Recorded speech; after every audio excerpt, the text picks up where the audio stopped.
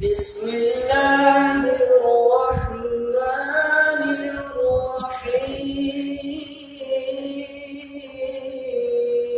الرحيم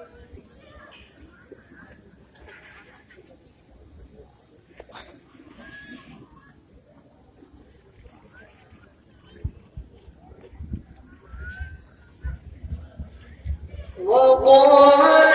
الذين كفروا لا تسمعوا لهذا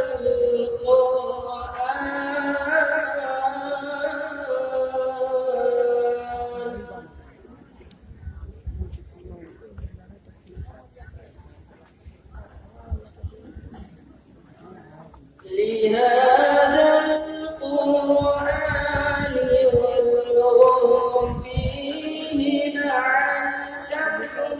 تغلبون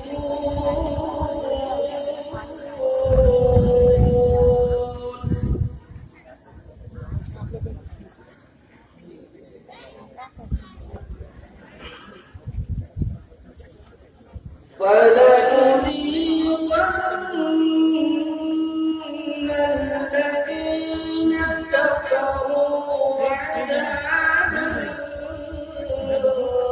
شديدا जानता हूँ यार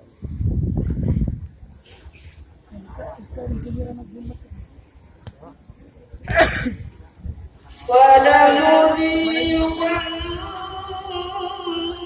الذين كفروا عذابا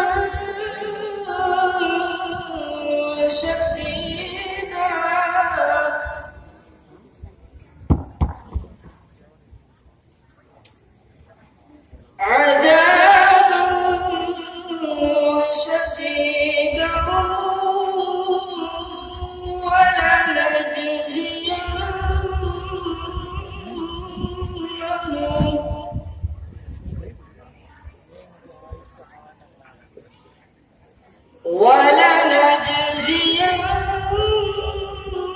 ولنجزينهم أسوأ الذي كانوا يعملون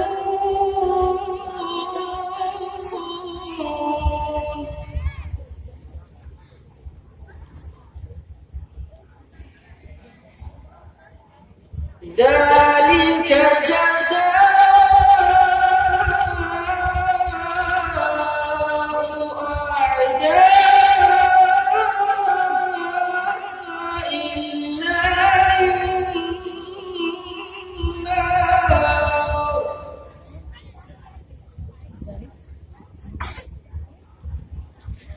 لهم فيها دار الخلد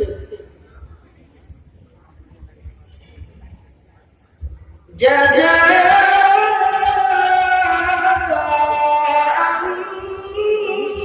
بما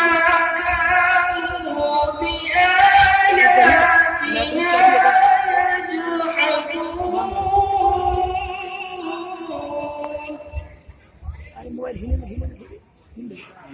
कोई दिक्कत नहीं अब्दुल्ला के पास था وقال الذين كفروا ربنا أرنا الذين أضلانا من الجن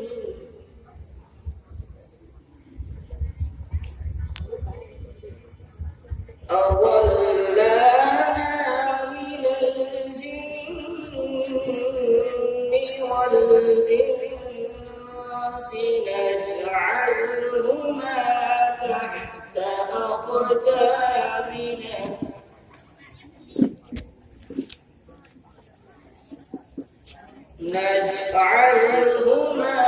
تحت أقدامنا ليكونا من الأسفلين.